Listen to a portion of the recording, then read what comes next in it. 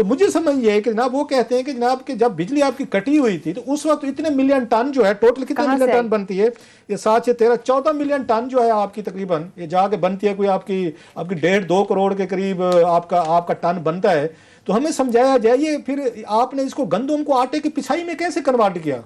वो या तो वो दौर हो ना हमारे यहाँ, मैं देहाती हूँ, वो चक्की पीसने वाला, जंदर कहते हैं हम उसको, हमारे पहाड़ी इलाके में जंदर कहते हैं। जी, हम उसको वहां पे कहते हैं कि आपने बुला लिया चक्की पीसने बैठ के, विंगार बुला लिया आपने, पूरे गांव बुला ले, 10 के 10 विंगारे आ गए, तो ढोल के वहां पे दे के शेंगे, चलो भाई आटा है तो इसको पीसना है जहाँ पे। तो इट मीन्स, अब ये मैं किसी पे इल्जाम नहीं लगा रहा, इससे वो ये इंप्लाई कर रहे हैं कि हजूर फिर तो बड़े पैमाने पे बिजली चोरी हुई है, या जनरेटर आप प्रोड्यूस करें, या सोलर को सिस्टम लगाया हुआ था, कुछ जनरेटर चला रहे थे आप, तो हमें वो दिखाया कैसे हुआ वो बताना है। एक चीज। दूसरी जो चीज मेरा ख्याल जिस पे कैप्टन साहब के लिए बड़ा मुश्किल हो जाएगा जिसको दिफा करना, जो इनको राजनपुर में इनको जमीन मिली है वो बड़ी अहम है। मेरा ख्याल नैब वालों को इनके जो टैक्स एसेट्स में उन्होंने डिक्लेयर की हुई है ना, जो मुरब्बे, कितने मुरब्बे बने? 8 मुरब्बे थे, 15 एकड़ माशाल्लाह। वैसे राजनपुर हमारा इलाका जो है ना, वह सड़क तक नहीं दे सके, एक सड़क नहीं बना सके वहां पे इसकी MM रोड की, लेकिन जमीनें लेने के लिए, चीजें लेने के लिए राजनपुर ठीक था। वहां पे उसकी बड़ी बजगा खेज प्राइस पे ली गई थी, हम सारे ने कई प्रोग्राम उस पे किए गए थे। वो प्राइस निकाल के ले आए कि इस फौरी तौर पर मेरे जहन में नहीं आ रही, लेकिन हमने इस पर प्रोग्राम किया हुआ है कि इनको बिल्कुल इनको थ्रो अवे प्राइसेस में मिली। नैब को वो जरा इनसे पूछना चाहिए कि एक्सीलेंसी हमें ये बताएं, ये जमीन आपने किन से पैसों से ली? उसी 1500 रियाल में से लिया आपने, वहाँ से लिए, और ये ज़मीन उस वक्त ली गई जब ये मेरा ख्याल है वहाँ से वापस आए शहबाज शरीफ साहब जब पंजाब के वज़ीर आला बने, और फिर इन तमाम के यहाँ पे वो चीज़ यहाँ के लग गई।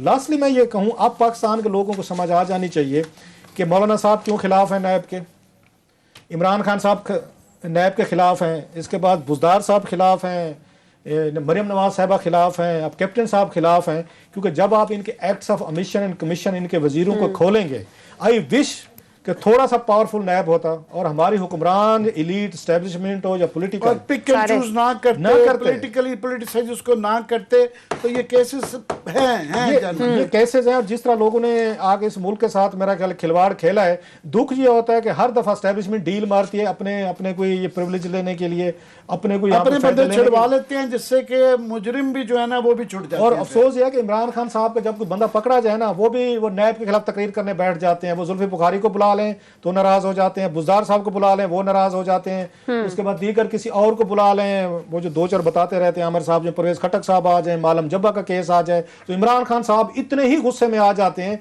जितने गुस्से में कैप्टन साहब आते हैं, मरियम साहब आती हैं या मौलाना आती हैं।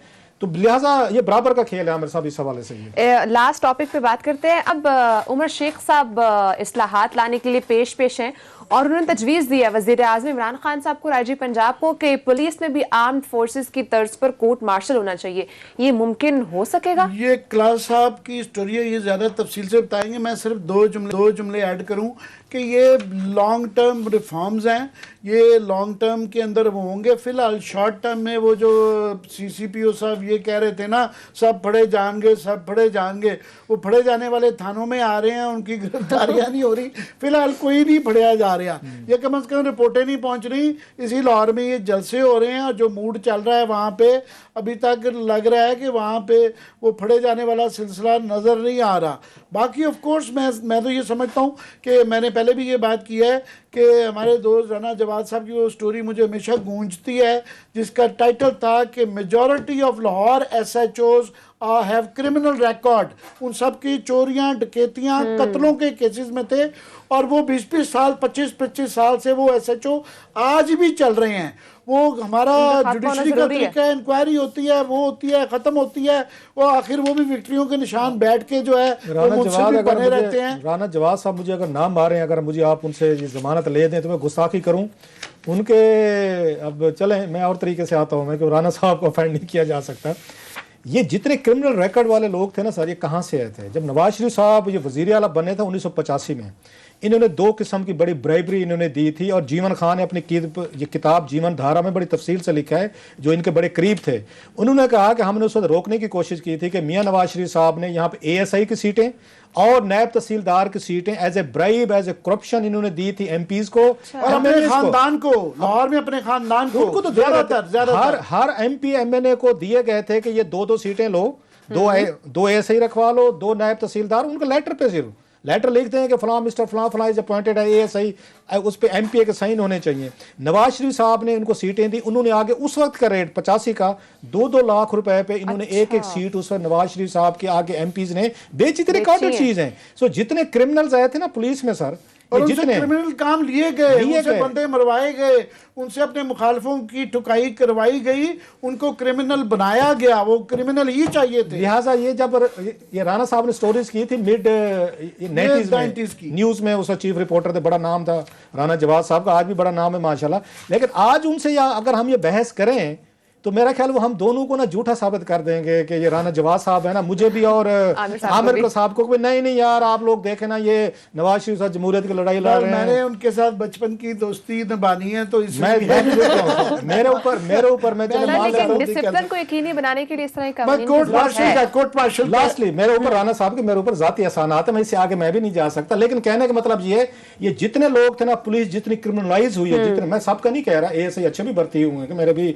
2-4 जानने वाले अजीज थे उसी दौर में भर्ती हुए, they are very good cops, सबका नहीं कह रहा, 10% होंगे। जब 90% आपने उनको क्लीन चिट दे दी कि भाई साहब ये लें, साइन करें, 2-2 लाख रुपए, मैंने 4 वहां पे किसी ने कत्ल किए हुए हैं, कोई डाका मारा हो, चोरी, क्योंकि इसने पूछना था क्योंकि सो ये यहाँ पुलिस को जो इन्होंने आके क्रिमिनलाइज किया, क्रिमिनल इन्होंने वहां पे किया, सारी की सारी इसकी जड़ें जो है ना, रूट्स, आज वही लोग जो है ना आमिर साहब, वो प्रमोट हो के आपके ऊपर रैंक्स तक आ चुके हैं। कोई DSP बन चुका है, कोई SP के उसमें रैंक कर चला गया है, कोई इंस्पेक्टर DIG तक गए हैं। तो लिहाजा पुलिस जितनी खराब हुई है ना सर, ये मियां नवाज शरीफ साहब ने 85 में इसका रखा था अपने आप को वजीर आला बनाने के लिए। बाकी ये फौज वाला तरीका कार है कि कोर्ट मार्शल, क्योंकि जुडिशल सिस्टम हमारा इतना ज्यादा कंप्रोमाइज और स्लो हो गया हुआ है कि वहां से इनका अजाला नहीं हो सकता, तो फौज का जो तरीका कार है कि जनाब कोर्ट मार्शल अपना ही करके इनको फारिग कर दिया जाए, मैं समझता हूँ बहुत अच्छी सुजेशन है। हम कोशिश करेंगे कि उनका वर्जन लें। ये इस पे मुमकिन हो सकेगा?